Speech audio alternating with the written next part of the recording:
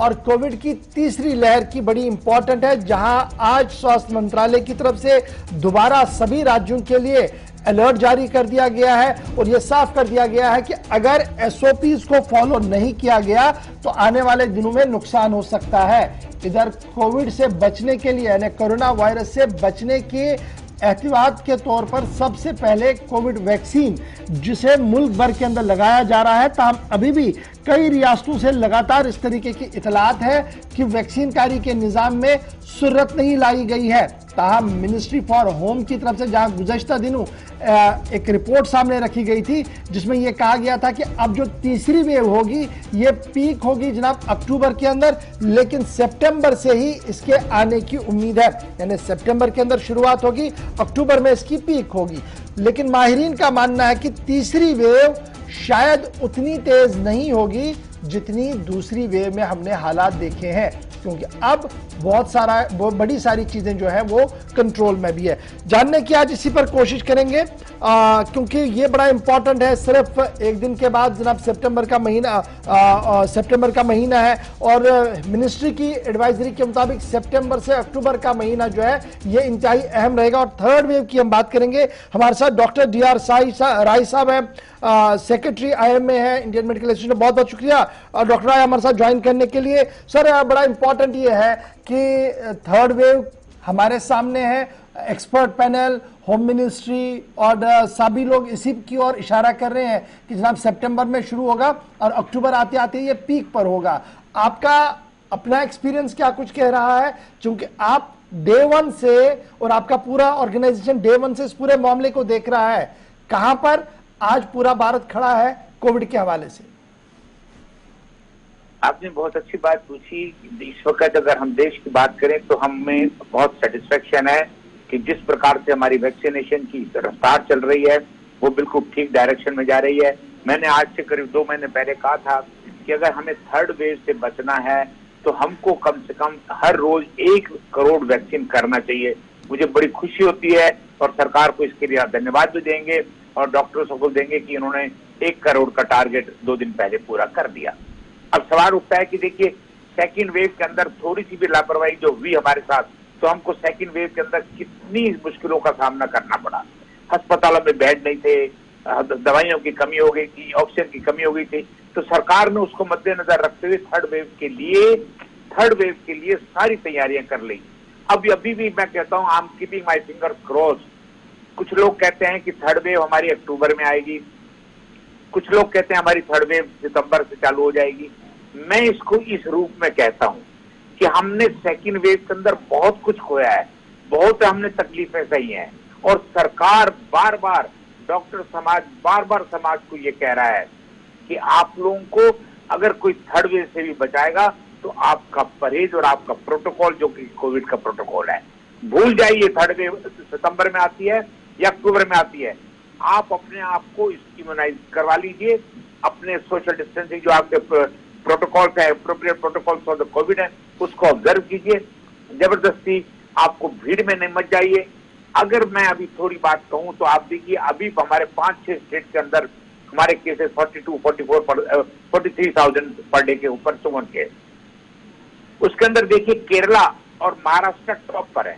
अब केरला की डेंसिटी को देखिए, केरला के अंदर जो धार्मिक जो कुछ प्रोग्राम्स जो वहां पर उन्होंने लापरवाहियां बरती, जिसका खामियाजा हमको यहाँ भुगतना पड़ रहा है।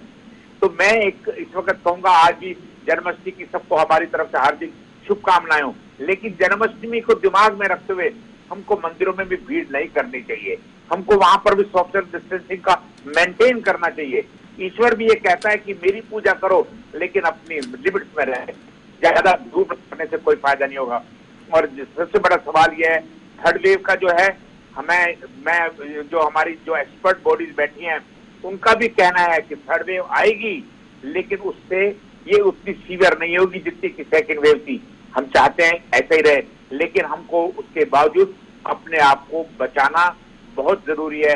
यही मैं आपको समाचार दूंगा। डॉक्टर साहब, बड़ा इंपॉर्टेंट आपने बात बताई कि त्योहारों के दिन है और इसमें हमने बहुत ज्यादा प्रिकॉशंस लेनी पड़ेंगी और हम अक्सर देख रहे हैं कि एसओपीज को ज्यादा फॉलो नहीं किया जा रहा है। लेकिन एक टेक्निकल चीज है, जब हम पूरी दुनिया में देखते हैं तो पेंडेमिक डिक्लेयर है हर जगह से, और पेंडेमिक के अंदर जब ये वेव्स बढ़ जाती हैं तो कितना मुश्किल होता है। और इसे हम आज की वेव को, जहां पर हमें ये उम्मीद है कि शायद ये उतनी सीवियर ना हो, इसे हम कैसे टैकल करें और कैसे ये पता लगे कि भाई वेव आ गया है और हमने ज्यादा प्रिकॉशंस लेनी है, हो सकता है तब तक बड़ी चीजें हमारे हाथ से निकल भी जाए। नहीं, ये जो आप कह रहे हैं बिल्कुल सही बात है, और हम भी डॉक्टरों की तरफ से, हम हमेशा आईएमए की तरफ से हमेशा ये कह रहे हैं कि जब तक हम अपने आप को मजबूत और सावधानी नहीं बरतेंगे, हमें खतरा हमारे सर के ऊपर हमेशा मंडराता रहेगा। और सबसे बड़ी बात आज की तारीख में यह है कि जो एसओपी गवर्नमेंट इश्यू कर रही है, स्कूल 1 सितंबर से 9वीं से 12वीं कक्षा के लिए खुल रहे हैं, और उसके बाद 1 हफ्ते 10 दिन के बाद 6 से लेकर 9वीं कक्षा के हुए, उसके अंदर बड़े स्ट्रिक्ट एसओपी दिए गए हैं। मैं अभी भी बहुत इसके अंदर डाउट करता हूं कि वो सारे एसओपी हमारे प्राइवेट स्कूल या गवर्नमेंट स्कूल उसको फॉलो करेंगे।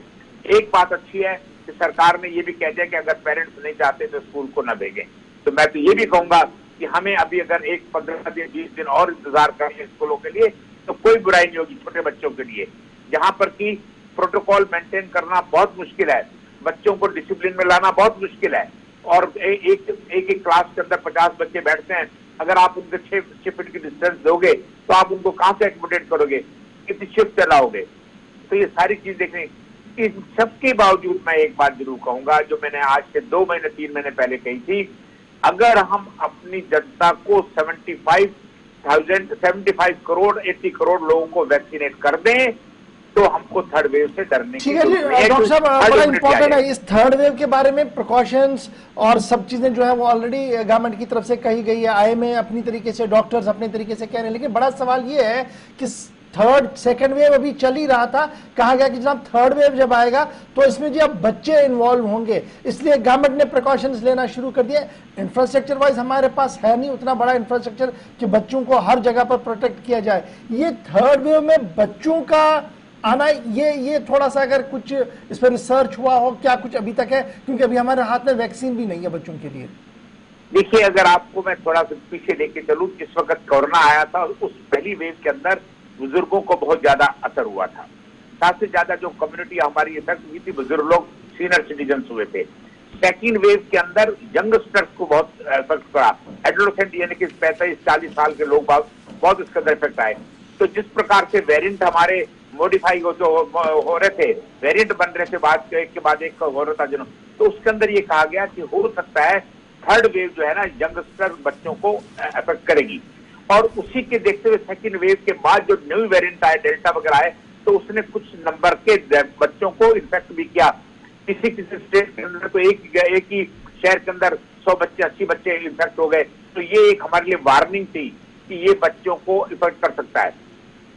और बच्चों को अगर इफेक्ट कर दिया और अगर हमारे पेरेंट्स, सारे के सारे एडल्ट पेरेंट्स हमारे वैक्सीनेट नहीं होंगे तो हमको बहुत खतरा होगा।